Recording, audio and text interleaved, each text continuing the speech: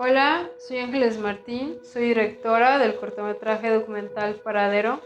Paradero es un cortometraje que se realizó dentro del programa de Polos Audiovisuales Yucatán 2019.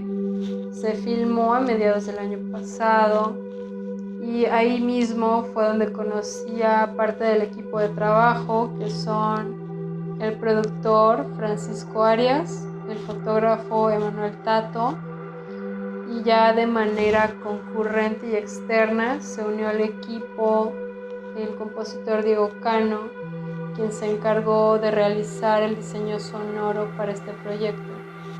Este documental es un retrato de la ciudad de Mérida, del transporte público, pero sobre todo del usuario. Es un documental bastante puro, bastante orgánico, porque no hubo recreación de ningún tipo. No tuvimos un personaje fijo, sino que las únicas constantes fueron los camiones y las calles donde están ubicados los paraderos. La producción para este corto fue bastante sencilla en cuanto a recursos. Sin embargo, teníamos este reto o esta desventaja de no poder predecir o anticipar cuál sería la reacción de las personas, tanto dentro como fuera de los camiones. No sabíamos si se sentirían invadidos por la cámara.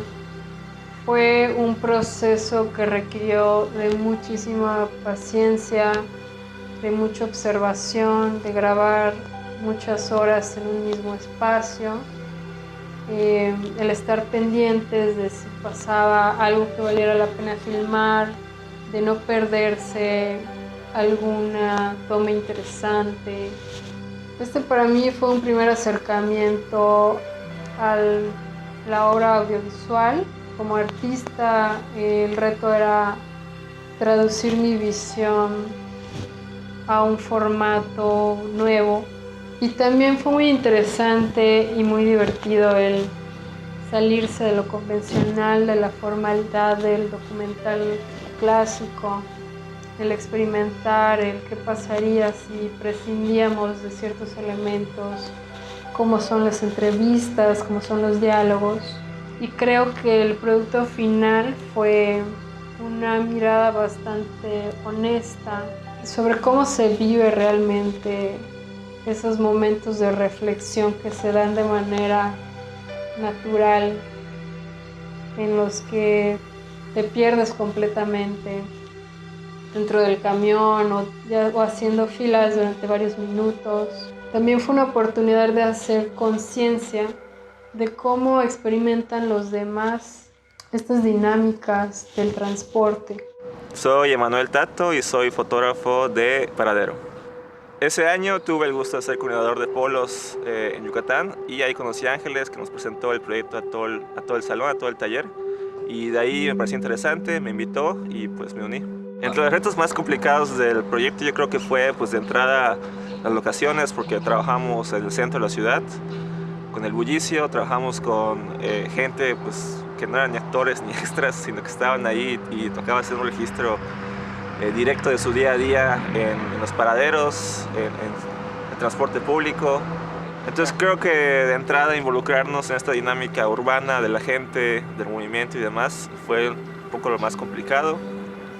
Y secundariamente yo creo que lo más complicado pues fue los horarios del mundo. De por sí en una producción pues atender horarios y llamados suele ser complicado, pero en este caso pues dependíamos del horario del mundo y no de los nuestros. Entonces era importante atender a ciertas actividades, ciertos eventos que sucedían en determinados tiempos, y pues llegar y cubrirlos pues era otro reto importante.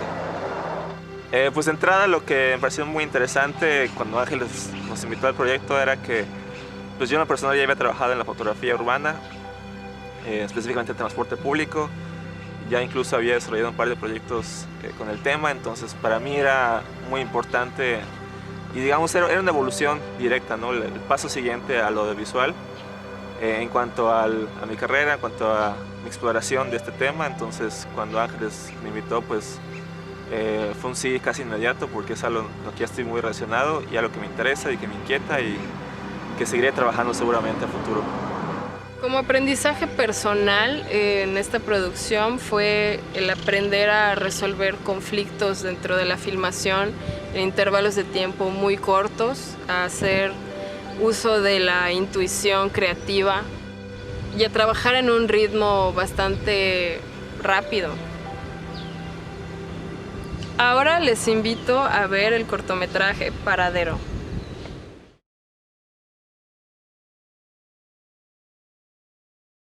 Juntos transformemos Yucatán. Gobierno del Estado.